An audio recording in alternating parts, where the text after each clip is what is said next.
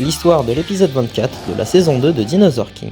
Le mur s'écroule sur Max, mais heureusement, il l'a échappé belle en étant situé à l'emplacement du trou de fenêtre. Un peu plus tard dans la journée, Anne envoie Louis chez sa mère afin de lui donner l'ordre d'arrêter leur quête de récupération de l'orbe bleu et aussi pour qu'elle réussisse d'avoir enfin le courage de contrer sa mère. En attendant, Anne va prêter main forte avec les mousquetaires malgré les avertissements de sa bonne qui d'ailleurs va quand même les accompagner. Tous ensemble, ils vont l'arrêter et D'Artagnan pense qu'il doit être au château de Bazazzi qui d'après les rumeurs, il serait hanté. Une fois en selle, ils se séparent du carrosse de Louis et vont aller là-bas. La D-Team espère que la fameuse orbe soit bel et bien la vraie pierre du cosmos. Au loin, le gang Alpha observe le groupe et Ursula semble très courtoise avec les orphelins. Elle veut les aider mais ils se font appréhender par les gardes de Richelieu qui ont pour ordre d'arrêter toute personne qui leur semble suspecte. L'un d'eux leur demande ce qu'ils ont dans leur carrosse et Ursula répond que ce sont des comédiens de théâtre et qu'ils transportent juste leurs accessoires. Mais le mensonge ne prend pas, du coup Ursula fait apparaître leur Séchania qui les effraie. Sur le vaisseau des pirates, le Spectre appelle Foolscap pour lui demander des nouvelles et pour l'instant les recherches ne sont pas concluantes. Il a beau avoir suivi l'indication de leur détecteur de pierre du cosmos, il semblerait que cela ne marcherait pas correctement. Son maître observe encore une fois le détecteur et il semblerait que l'emplacement a encore changé, ce qui lui fait penser qu'il est possible qu'il ait été saboté. Tant qu'affronte les gardes grâce à son immense queue qui les fait fuir.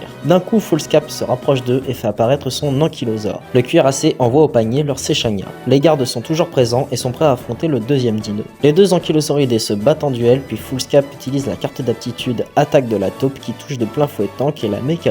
Juste après, le pirate finit par s'en aller. Sur le chemin, la D-Team remarque l'apparition des dinosaures près d'eux, mais aussi de leur disparition, ce qui les inquiète. Mais voilà que les gardes de tout à l'heure arrivent et les encerclent. Les enfants finissent ligotés mais ils arrêtent leur manœuvre quand la princesse Anne se dévoile devant eux. Elle leur ordonne de les relâcher malgré les ordres de Richelieu. Le garde n'a pas le choix d'accepter mais sous une condition, venir avec eux pour aller voir directement Richelieu. Ils n'ont pas confiance en lui mais elle n'a pas le choix d'accepter sa condition. Elle espère que ses paroles réussissent à faire changer d'avis au cardinal. Les mousquetaires s'apprêtent à les poursuivre mais Max les en empêche car la priorité est de retrouver l'orbe. Cependant la priorité des orphelins est d'avant tout protéger la princesse dont ils vont finir par se séparer chacun avec un objectif bien distinct. Le gang Alpha les a vus et décide de suivre les 4 mousquetaires. Pendant ce temps-là, la D-Team se remet à cheval direction le château. Anne a droit à pourparler avec le cardinal mais il n'accepte pas son offre. Richelieu préfère respecter les paroles de la reine-mère plutôt qu'à elle.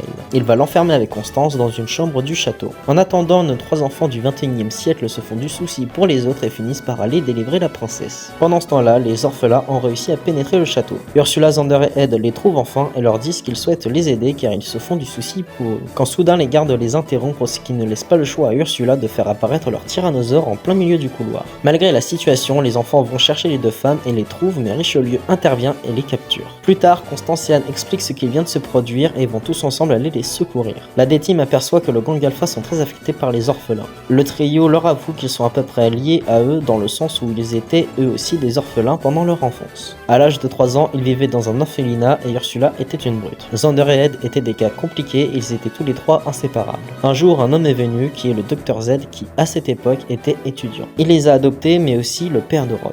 Richelieu impatient s'est arrêté devant un pont car l'une des 2 roues de leur carrosse est cassée. Le groupe arrive sur les lieux et lui font face. Comme par un heureux hasard, Foolscap voltige près de lui et accepte de l'aider en échange de la localisation de la pierre. Il fait donc apparaître une nouvelle fois son ankylosaure. Rex fait apparaître son Carnotaurus et les 2 s'affrontent en duel, puis Foolscap utilise la nouvelle version de son armure spectrale. Juste après, Rex utilise son surcapaciteur d'éléments. Pendant le combat, le gang Alpha prennent l'initiative d'aller délivrer les orphelins mais ils se font stopper par l'un des gardes. Ace se fait violemment projeter et le pirate fait appel à son nouveau dinosaure nommé Armatus qui a directement une armure sur lui. Zoé et Max font apparaître leur Parasaurolophus et leur Triceratops suivis de leur armure afin de protéger Ace. Mais il s'avère que le nouveau dino est plus puissant qu'il ne l'aurait cru. Anne et Constance décident de s'échapper en carrosse en prenant le pont afin de déstabiliser Richelieu. Mais la bataille des dinos font plein de dégâts ce qui fait pousser le carrosse des mousquetaires dans le vide. Mais voilà que le gang Alpha leur apporte leur secours grâce à leur vaisseau et les dépose en se crachant à côté du carrosse de la princesse. Richelieu donne l'information de la pierre aux pirates et décide de s'en aller en laissant le cardinal seul et frustré. Paris utilise son son qui désoriente le pirate, ce qui laisse une chance aux enfants de traverser le ravin avant les autres.